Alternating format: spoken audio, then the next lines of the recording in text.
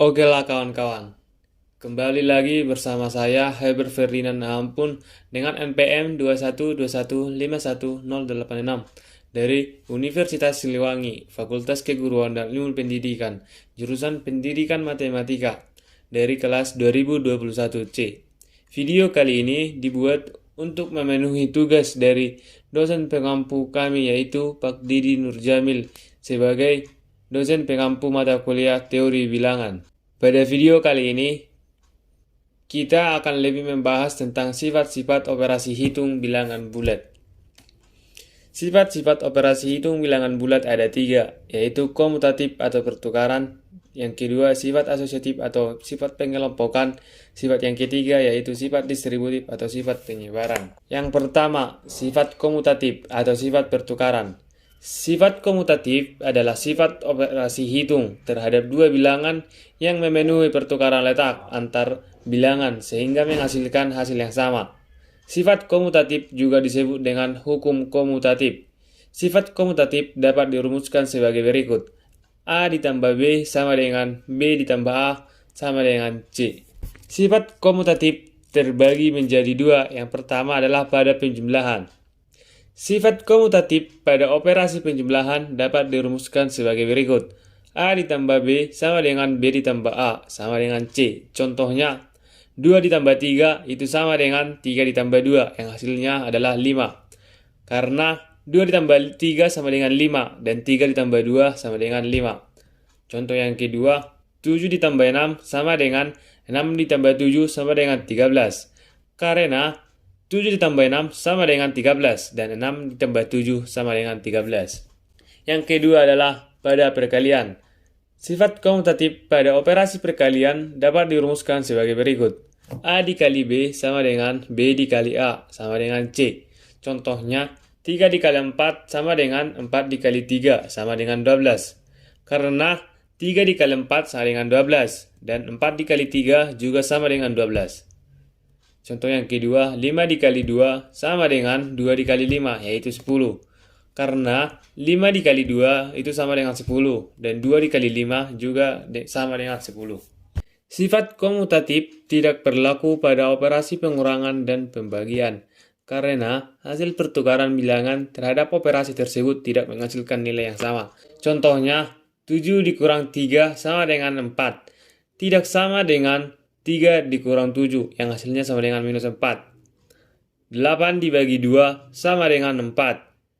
Tidak sama dengan 2 dibagi 8 yang hasilnya adalah 0,25. Jadi, sifat komutatif tidak berlaku kepada operasi pengurangan dan pembagian karena jika posisinya ditukar akan menghasilkan nilai yang berbeda. Yang kedua ada sifat asosiatif atau sifat pengelompokan. Sifat asosiatif adalah sifat operasi hitung terhadap dua bilangan menggunakan bantuan pengelompokan dua bilangan dengan tanda kurung, dan apabila pengelompokan ditukarkan hasilnya akan tetap sama.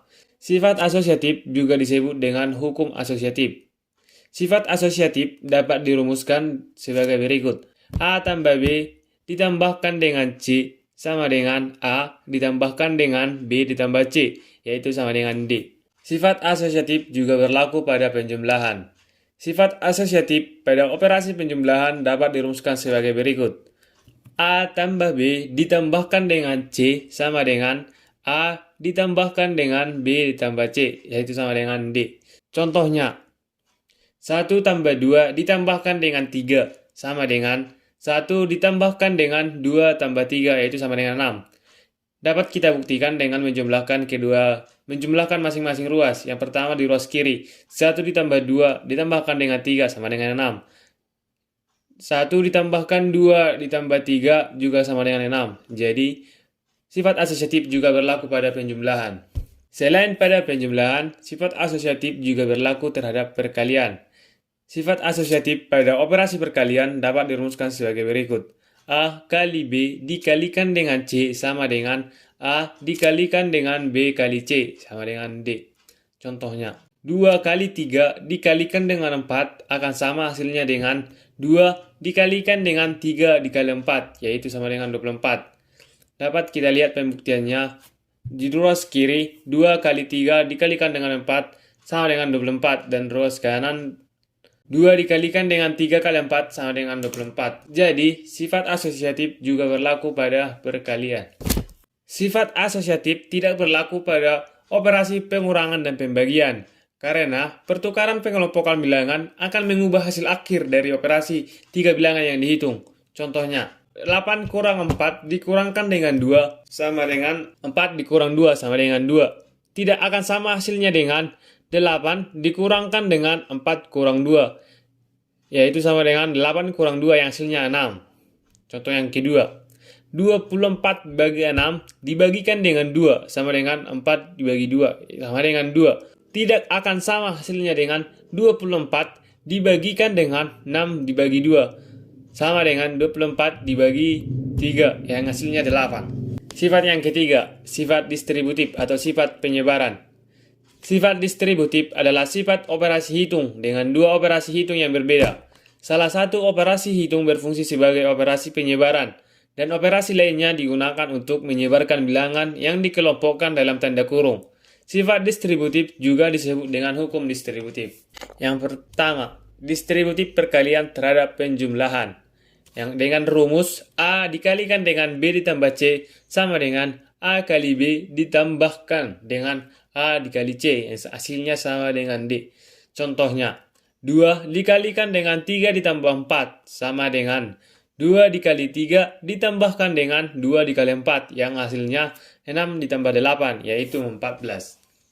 Akan sama hasilnya dengan 2 dikalikan dengan 3 ditambah 4, yang hasilnya adalah 2 dikali 7, yaitu 14. Bagian yang kedua adalah sifat distributif perkalian terhadap pengurangan, dengan rumus A dikalikan dengan B dikurang C sama dengan A kali B dikurangkan dengan A kali C sama dengan D. Atau A dikalikan dengan B kurang C sama dengan A kali B ditambahkan dengan A kali negatif C sama dengan D. Contoh menggunakan cara pertama. 3 dikalikan dengan 4 dikurang 2 sama dengan 3 dikali 4 dikurangkan dengan 3 dikali 2, yaitu 12 dikurang 6, yang hasilnya adalah 6. Akan sama hasilnya dengan 3 dikalikan 4 dikurang 2 sama dengan 3 dikali 2, yaitu 6.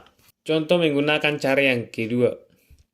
3 dikalikan dengan 4 dikurang 2 sama dengan 3 kali 4 ditambahkan dengan 3 kali negatif 2, yaitu 12 ditambah negatif 6 sama dengan 12 dikurang 6, yaitu 6. Akan sama hasilnya dengan 3 dikali 4 dikurang 2 sama dengan 3 kali 2 sama dengan 6. Penggunaan cara kedua memang agak panjang, namun untuk mengerjakan soal yang lebih rumit, alangkah baiknya kita menggunakan cara yang kedua, karena dapat memudahkan kita mengerjakan soal-soal yang lebih rumit.